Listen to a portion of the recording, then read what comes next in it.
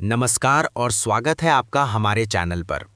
हम राम को मर्यादा पुरुषोत्तम के रूप में जानते हैं और रावण को केवल एक राक्षस के रूप में। लेकिन क्या आपने कभी सोचा है कि कहानी का दूसरा पक्ष क्या है? आज हम जानेंगे राम और रावण की अनकही कहानी।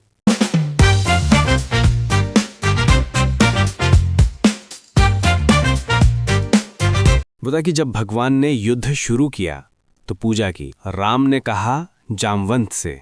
जामवंत सबसे सीनियर हैं, वो भी ब्रह्मा जी के पोते हैं, रावण के दादाजी के दोस्त हैं, पुलस्त मुनि के नाना के। कहा कि प्रभु महाराज जामवंत जी, मैं युद्ध करने जा रहा हूँ, उससे पहले मैं पूजा करना चाहता हूँ। जामवंत ने कहा करिए महाराज। तो बोले मेरे आराध्य तो शंकर हैं, शंकर राम की पूजा करते हैं और राम शंकर की पूजा करते हैं।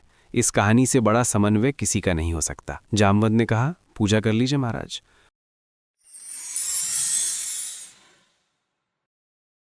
जामवंत महाराज, युद्ध से पहले मैं पूजा करना चाहता हूँ। ये आपका धर्म है प्रभु। मैं वैष्णव हूँ, मेरे आराध्य शंकर हैं। मुझे शैव भी और वैष्णव भी चाहिए। ऐसा पंडित एक हैं पुलस्त मुनि के नाती रावण। पूछाइए, यदि वे स्वीकार करें। पितामह जामवंत, आपका आना मेरा सौभाग्य है।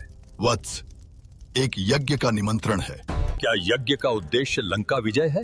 हाँ, तो भी पंडित का धर्म है, इनकार नहीं। बोलो, मुहूर्त?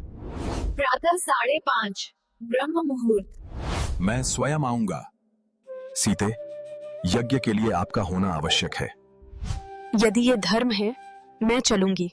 तो मैं ले आऊंगा। उसने अपने पुत्र मेघनाथ को जगाया, इंद्रजीत को, और कहा बेटा अशोक वाटिका जाओ, अशोक वाटिका जाओ और सीता से कहो मैं उससे मिलना चाहता हूँ, एक विशेष प्रयोजन है।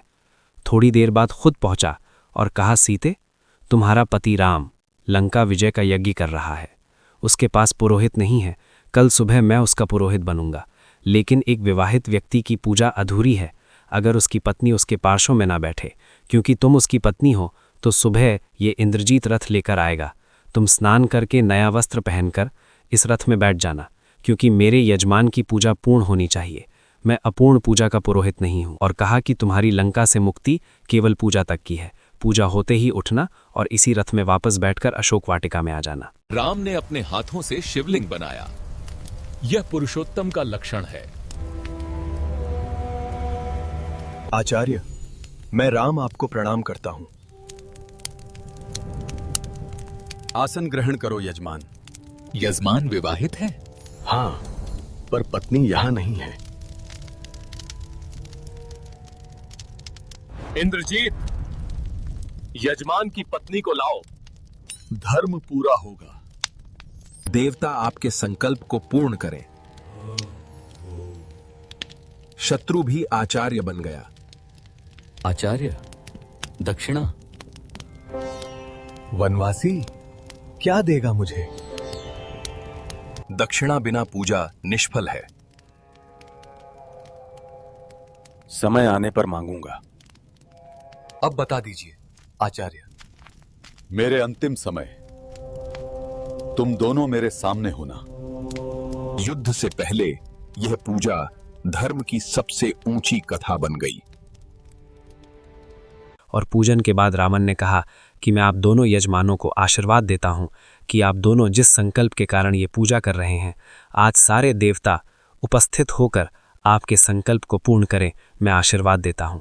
हमारे गांव में गीत गाया जाता था, बना पुरोहित रामचंद्र का, जय का वर दे आया। जब चलने लगे तो राम ने पूछा, बोले आचार्य दक्षिणा? तो आचार्य हंसा, बोला त्रैलोक्य की संपदा आपके आचार्य के पास है, कुबेर का रथ आपके आचार्य के पास है, ऐसे में मेरा वनवासी मुझे क्या दक्षिणा देगा मेरा यजमान? तो राम ने कहा कि मैं रघुवंशी हूँ, दक्षिणा के बिना पूजा कराना मेरे लिए निष्फल हो जाएगा, आप दक्षिणा तो मांगिए। तो रावण ने कहा कि मैं समय पर दक्षिणा मांग लूंगा। राम ने कहा उस समय में देने योग्य बचा या ना बचा, आचार्य बता तो दीजिए कि दक्षिणा क्या है। आचार्य ने दक्षिणा मांगी। उस पर रावण को भी राम की तरफ से प्रेम भेजा जा सकता है। आचार्य ने कहा मेरी दक्षिणा यही है कि आचार्य का जब अंतिम समय आए तब दोनों यजमान मेरे सामने उपस्थित रहे।